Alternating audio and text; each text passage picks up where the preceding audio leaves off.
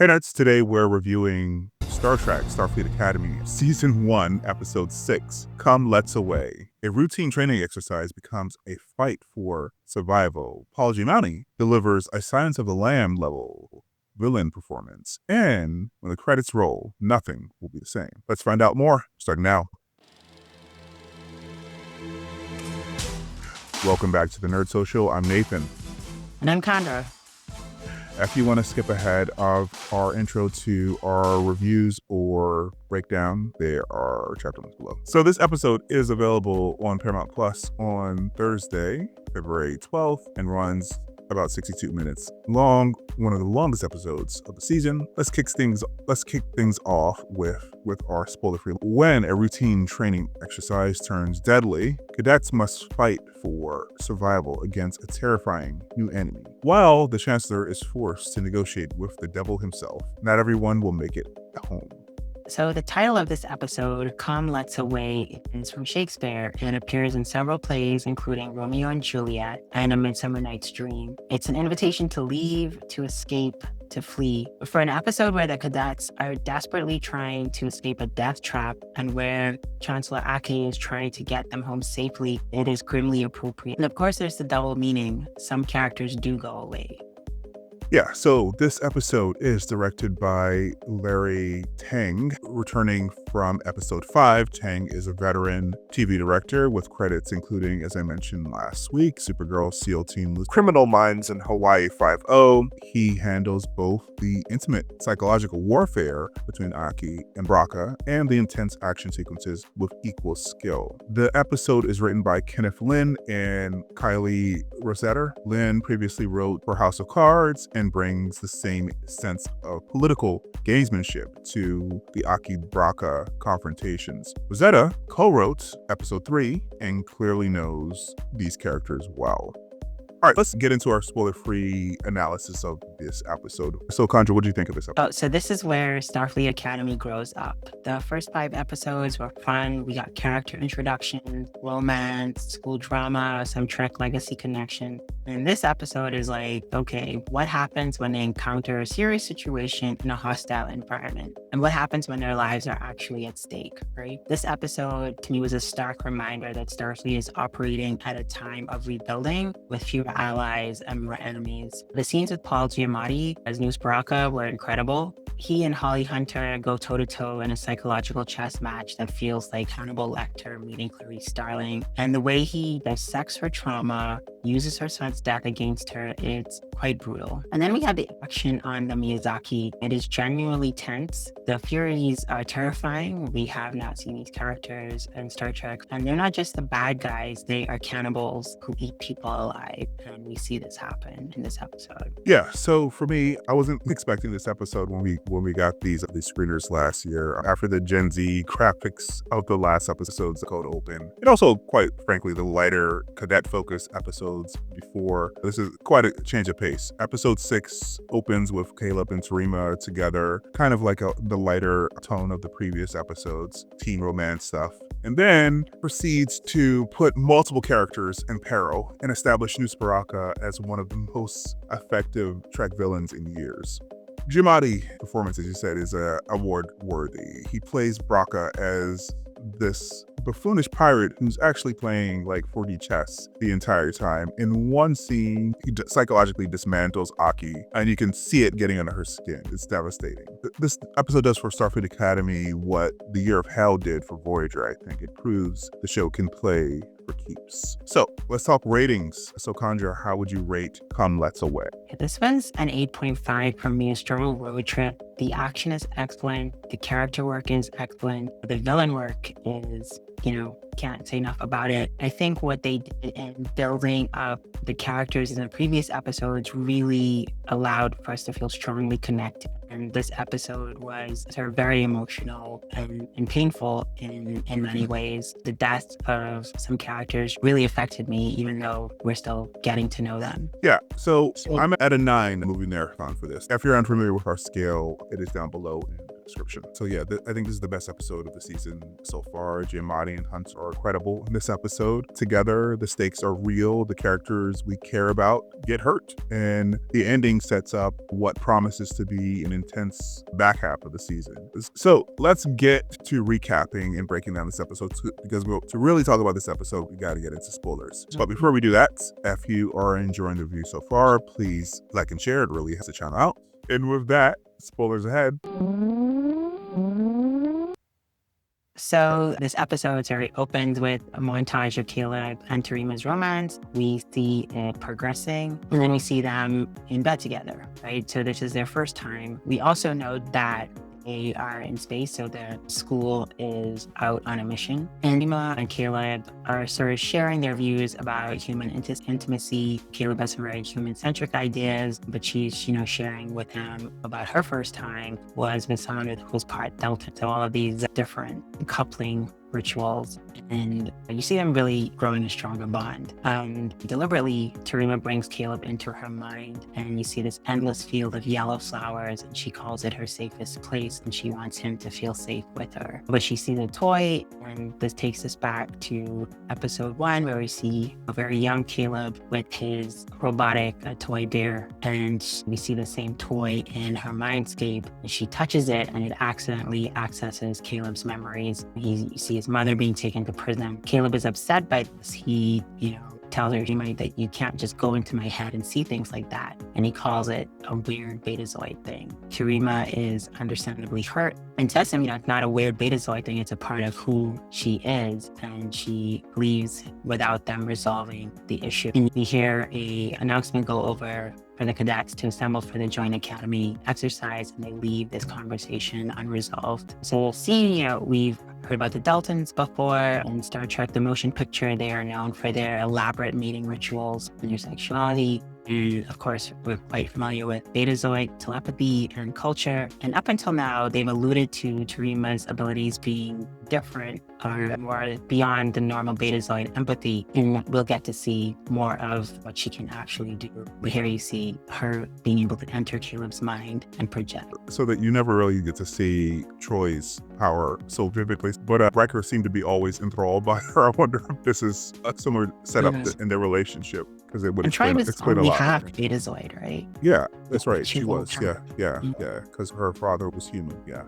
All right. So then we get the briefing of the training exercise on the Athena. The Athena arrives at a ship graveyard near Nebula. Aki addresses the cadets. There was a time when Starfleet could travel through Federation territory without a second thought. Today, the galaxy's a hell of a lot more complicated. She introduces the USS Miyazaki, a derelict ship that carried an experimental singularity drive. When the crew first activated it, the ship was destroyed by cascading mechanical failures. The crew perished. The exercise. Half of the cadets, blue team, will board the Miyazaki to reactivate life support and restart the ship's computer in under 1 hour. The other half, red team, will provide support from Athena's bridge. Calric adds, in 5 years, no team has scored above 65%. Lieutenant Commander Tumoff leads blue team. He bet Commander Thok that his team will succeed. Then we cut to a scene in the turbo lift with blue team. Bobby meditates. His path to the War College began with Tales from the Frontier, a comic book series about the Miyazaki adventures. Caleb dismisses it. Federation propaganda, feel-good colonizing BS to brainwash poor kids into fighting the good fight for Big Brother Starfleet. Bobby rejoins, or inspire them, a concept clearly beyond your understanding. Blue team consists of Caleb, Sam, Jaden, Bobby, Kyle, and Lieutenant Commander Tomo. In the next scene, blue team boards the Miyazaki. Tummet's bet is that they can activate life support in 2 minutes. Caleb uses programmable matter to reroute power. He succeeds with a second to spare. And on Athena's bridge, Aki and Thok are betting too. Thok loses and owes Aki an extra day of shore leave. So the singularity drive seems to be a new concept, like experimental propulsion, but we heard about, I think in Discovery, they were testing out like a pathway drive. as a replacement for the lithium warp drive. I think in Prodigy, so when they say singularity drive, I thought about the Prodigy like protostar drive as well. But you know what? This is probably closer to, if we're talking about a singularity like a black hole, this is probably closer to how they describe the Romulan propulsion. If you remember that episode in TNG where Geordi and Ro like phased out of, they were, yeah, they had like Or a different- black hole drive. Yeah. Programmable matter, I think this has come up before in the season, but it was definitely introduced in Discovery as a new technology.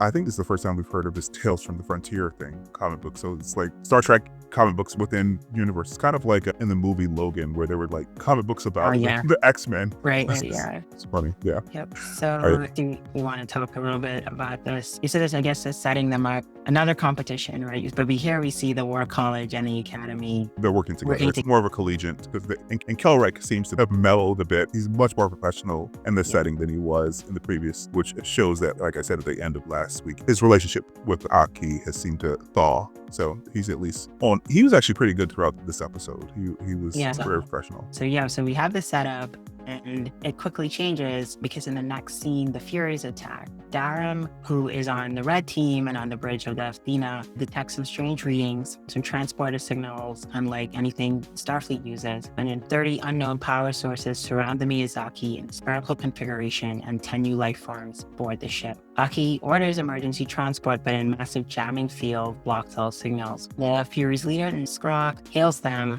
and claims the salvage for the Furies. He holds up Caleb, Latinum 50,000 bars, you have 5 hours, no Starfleet vessels within a light year, or I eat his flesh. And then, so obviously Aki calls in Admiral Vance, who joins by a hologram. And some of the Furies are human-alien hybrids, and they have a habit of killing their hostages even after demands are met. Vance suggests that Naki contact Nus Braka. The Ra leader has had dust-ups with the Furies in Sector 119 and supposedly was able to clear them out with some kind of specialized weapon. Ake is incredulous about this and reminds Vance, the man tried to take over our ship. And Vance rejoins the enemy of our enemy. Ake's like, it was usually just another enemy, and this one's an a-hole. But given the time limitation that they have, less than 5 hours, and cadets' lives actually at stake, they don't have a better option. So you go back to the Miyazaki, and Skra lines up the hostages to decide who is going to go out the airlock first. He chooses Bobby, and while this sort of conversation is happening about tossing Bobby out the airlock, Tom signals to Bobby, and Bobby attacks. Immediately joins the fight, buying some time for the cadets to escape, essentially sacrificing himself. The cadets run for the bridge, and the Furies begin eating him alive. During their escape, Kyle is injured, but they're able to make it to the bridge, and they seal the emergency doors. Bobby tries to contact the Athena, but all comms are down. They realize that if the Athena hasn't transported them out, something is preventing rescue. So in this scene, Caleb has a very strong reaction to Tomov sacrificing himself, and Bobby quotes Spock and says the needs of the many outweigh the needs of the few or the one. I thought that was a really, just a whole scene, right? Because it definitely was a shock. What started out as this very simple training exercise now becomes a very serious and deadly situation quite quickly. I think I had a brief moment where I thought, well, this must be a joke. Well, not a joke, but then like testing the cadets. I think Pickford, who was having a panic attack on the bridge, she's the one who swallowed her comm badge in episode 1. She was like, is this part of the test? It's like, no, this is not part of the test. Right. Yeah. Cool to see Bobby say that, especially since he's a Vulcan. But it was also interesting to see the difference in the training between the War College people and the Starfleet Academy people. So I think I agree with, because of my worldview of like training them to be diplomats and mediators, because, but obviously the War College is teaching the War College cadets to be, ready for action at any moment, because he was just signaled to Bobby and he knew what to do. So yeah, it's very interesting. I think it's just you need both, right? You definitely need both. And this is just their first year, but it's obvious what the War College is front loading and what the Academy is front loading. The War College is front loading that tactical training very early on, apparently. So maybe they will get to it, but it's in their first year, and they obviously were not expecting them to be in this situation. This is supposed to be a training exercise. They were not expecting them to be in this situation. So maybe they should, push it up. So yeah. All right. So in the next act, we have Braka's arrival on the Athena, and Giamatti's usual swagger with news. He says, "Oh, Nala Nala, my space boo, my solar flame, my interstellar bestie. Now the healers are alive with the sound of murder." In Aki's office, News samples tequilas while Vance explains the situation. News describes the Furies. They hate being Furies. They are in ball aching, sphincter puckering pain all the time. Noose's price stopped supplying dilithium to Tegeta 1. The Federation's dilithium supply destroyed his toll operation between the two unstable wormholes. Vance leaves to consult the president of the Federation about his price. Alone with Aki, Noose gets personal.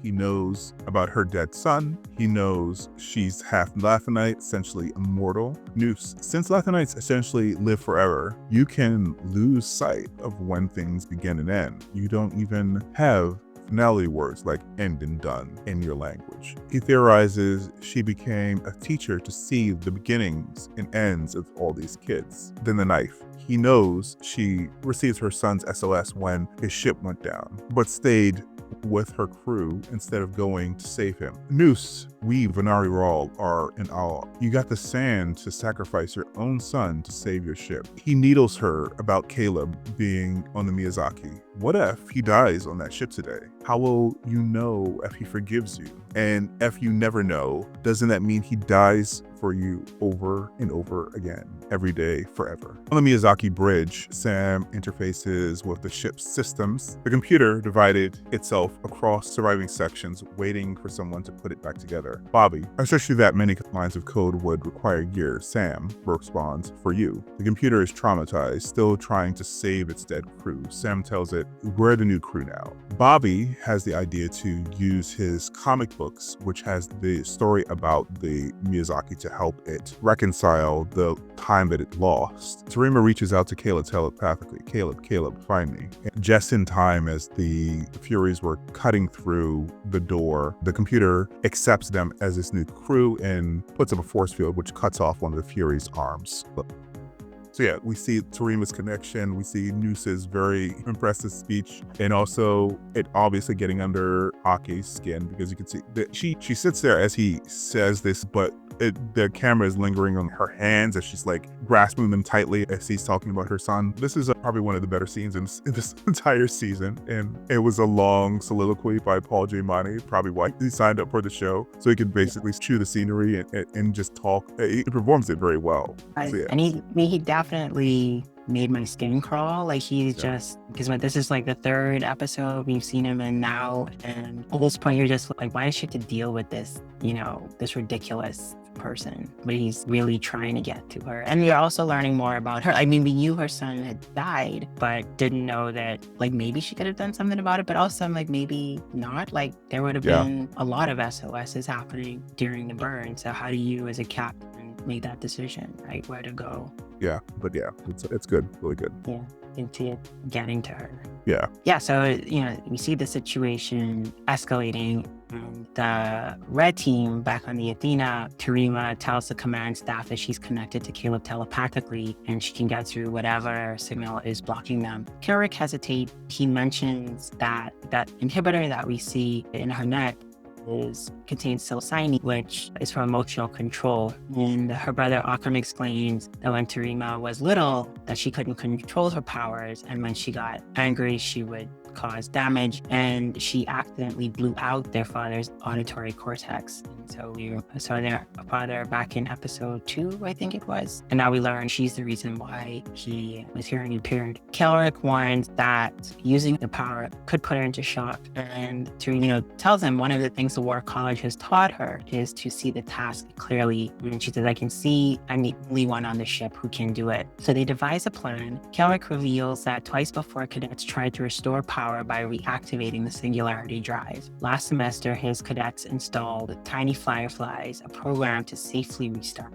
If the drive activates, the gravimetric displacement will disrupt the jamming field long enough for them to transport the cadets off the Miyazaki. Meanwhile, on the bridge, Genesis and Darren are tracking the debris displacement to try to locate the Cloaked Fury ships. So multiple strategies happening to help get the cadet. We go back to Ake and Nus Braka. Ake realizes or thinks that Nus is scared. Whatever he did to clear the Furies from Sector 119 didn't keep them away permanently. So she pushes back on his assertions and said, calls BS. You're here because you're cringing little crybaby coward trying to get the Federation to keep a playground bully away. And she physically pushes him, right? And demands that he tell her how to stop the Furies. Nus reveals that the Furies are part Linar, and their inner ears are sensitive to high sonic frequencies, and he used a sonic weapon against them. So Vance returns and reports that Starbase J-19 Alpha has an experimental weapons platform on the ship, the USS Sargasso, that can emit a sonic disruption beam. So they devise an additional plan to bring the Sargasso to their location so it can hit the Furies with the sonic weapon. The cloak will drop, the jamming field will fall, and then they can transport the cadets back to the Athena. As a backup, we'll telepathically instruct the cadets to activate the program Tiny Fireflies. So we have encountered psilocybin before. It's a beta neurotransmitter that enables telepathic abilities. And here we see them, there's multiple, everybody's trying to figure out how to get the cadets off of this ship. And they're buying into his plan or his information. Yeah, and their plan actually has redundancy. So you think that they have a good plan of getting them all, but things don't end up the way that they would like. Right, yeah. Yeah. I think the Linar actually did show up before. I think it was a TAG episode. They are like a bat-like species. So I guess this is a callback to them. And she doesn't get to chew the scenery as much as he did in the previous scene, but the exchange with them in the second encounter is actually pretty good as well. So yeah, I think this is definitely his episode because he got that soliloquy and then he gets another one at the end, which is pretty much just as good or maybe even better because yeah, they don't know what's happening right now, but of course he does. So yeah, things look very hopeful at this point. Yeah, we were so full of hope. All right, so in the next scene, the doctor puts Sarima under. She connects to Caleb and relays the instructions. Find remote access to the Singularity Drive, have Bobby run Tiny Fireflies, but don't activate until she gives the order. Then Genesis locates the cloaked ship using her debris tracking analysis, and Thox says, "Got you bastards." The Sargasso finally arrives, but then a transmission from Nus's shuttle. Durham decrypts it, and it says, "They took the bait.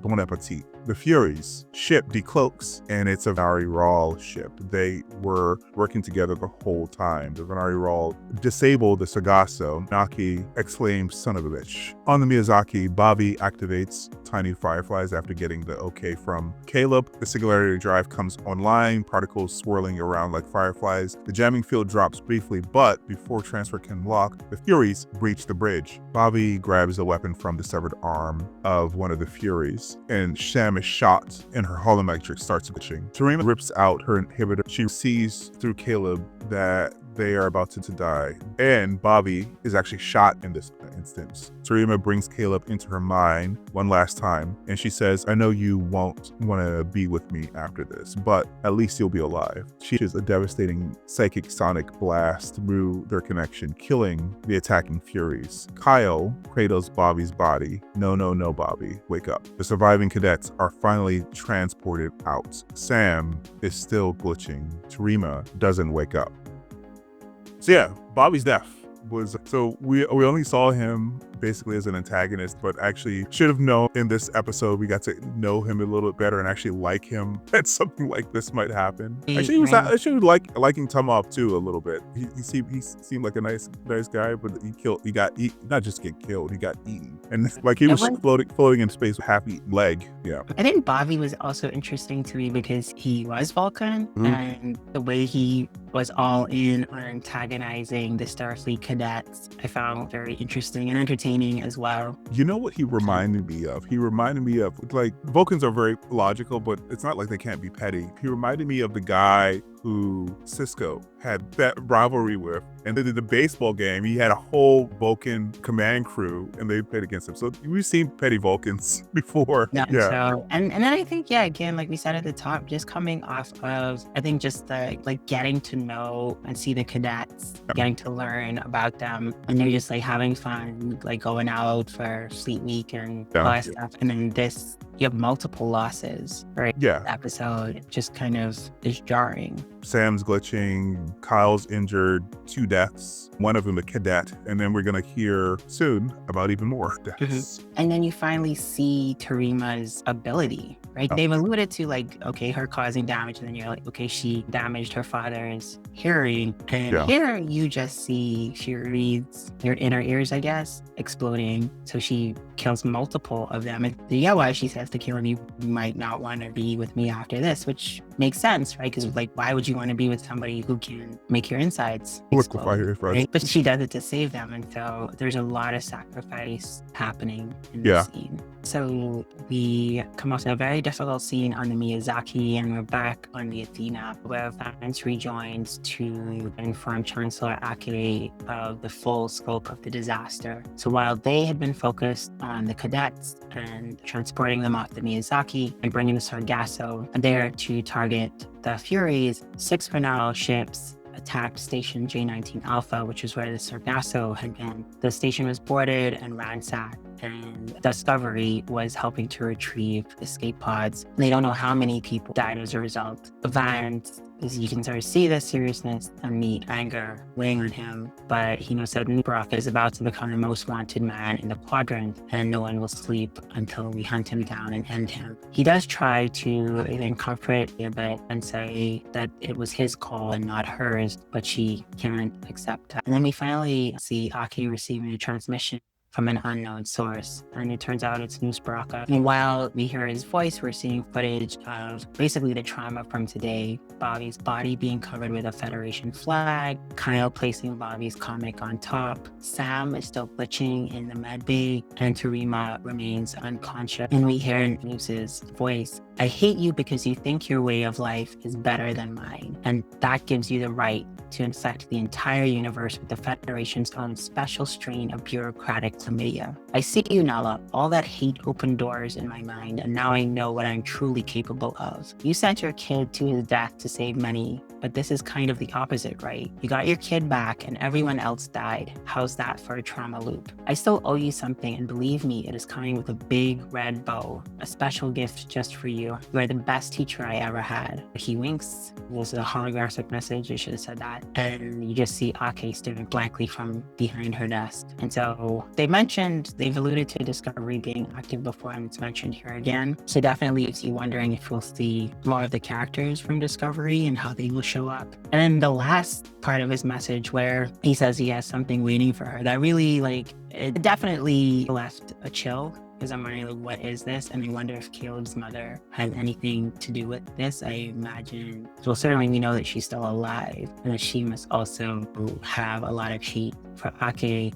So that line did leave me wondering, like, what is this thing that he owes, and that's coming? Like, what else? What other craziness do we have to expect from him? Yeah, I mean, I'm trying not to say anything that would tip it because I've seen the entire season now. But yeah, there's definitely another shoe to drop. You should also remember that in this episode, they did mention that there were a lot of top secret things in that facility that they ransacked. So I would expect even before watching the other episodes that it will have something to do with that. Maybe some other things that you mentioned as well. So yeah, it was a really good episode. I think the only place that I dinged it, why it wasn't a 10 out of 10 for me, is because I wasn't sure how the sonic weapon was going to work in space, and I wasn't sure. I wasn't in a very similar, yeah. I'm not sure how the sonic telepathic or telekinetic screen didn't destroy him or blow his ear. I mean, he covered his ears. He did. Like, I guess she's older now, so maybe she can focus. Yeah, they definitely, I mean, possible that their ears are more sensitive? So Well, they did say earlier that their ears were more sensitive because they're basically bats. Yeah. So yeah. They Maybe he did definitely play with the laws of physics and biology a little bit. Yeah. So, but I guess that was one piece of information that he provided that was true, that they were part Lionar, so maybe they were more sensitive to the attack because she seemed to do a very similar thing, just at a higher level, because she blew out her father's auditory system, but it didn't like kill Right. him. So, Khandra, any final thoughts about this episode? Yeah. So this episode definitely, I think they took it up a notch. Nus Braka is truly terrifying because now you are like waiting for this other shoe to drop and you realize the level of violence that he is capable of. And he's not a buffoon like we thought he was before. Right? He's very calculating, very intelligent, knows Starfleet, right? Because he knew what they would do, and he's definitely playing the long game, and he knows enough about Ake to hurt her, and did it while drinking her tequila and playing with her model ships, right? Yeah, and so it's like it's very sinister. And now I was certainly also wondering, like, does he already have somebody inside the academy that we're not aware of? But who knows, right? And then Bobby's stats really hit all of the. I think seeing Sam be damaged, right? That was also disturbing. Bobby dying, all of the cadets coming so close to being harmed. We didn't really know Bobby, but you see Kyle really feeling that loss and putting Bobby's comic book on top of the vessel carrying his body. And then Tarima's sacrifice, we leave the episode, she's still unconscious. And so you're left wondering, like, what is going to happen to her? What does it mean for her relationship with Caleb? And she saves a lot of people that day, but at what cost? Yeah, this episode is sort of like Empire Strikes Back, or like in Avengers Infinity War, where the bad guy wins and walks away and injures the heroes. The heroes are defeated. Someone we care about is dead, or starting to care about is dead. Another in a coma, and the villain won. Not just the battle, but perhaps the whole game. We were focused on the hostages while Nus was stealing weapons that can threaten the entire Federation. Holly Hunter didn't get to speak as much as Paul Giamatti in this episode, but she probably deserves award recognition for just her reactions in those scenes. The way she plays Aki, absorbing all of Nus's psychological torture, staying stoic until she's finally alone. It's really devastating. The Furies are sort of like the Firefly Reavers in their cannibalistic nature. Very effective villains that may show up again. And the ending message from Nus, you are the best teacher I ever had, is genuinely chilling. He learned from her. He's going to use what he learned to hurt more people, it seems.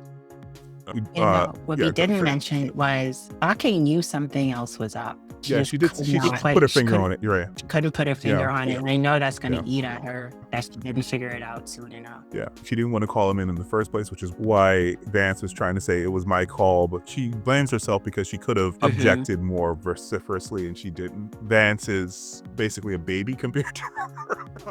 So he's the admiral, but like, right. So yeah, she didn't go with her gut. So it's probably going to eat at her. Just like Nus said, she got her kid back, but all these people, not just the people on the Miyazaki, all the people on J19 Alpha died. He killed a lot of people. Yeah. So anyway, so that is what we think, but we love to hear your thoughts on the episode. Were you expecting Nus's betrayal all along? How do you think Tarima's sacrifice will affect her relationship with Caleb? And R.I.P. Bobby, were you starting to like him too? If you enjoyed this review, don't forget to like and share. It really helps the channel out by telling the algorithm to send more people our way. Please subscribe for more in-depth analysis of film and TV, and hit the bell icon for our next review. Thanks for watching, and we'll see you in the next one. All right, guys, bye.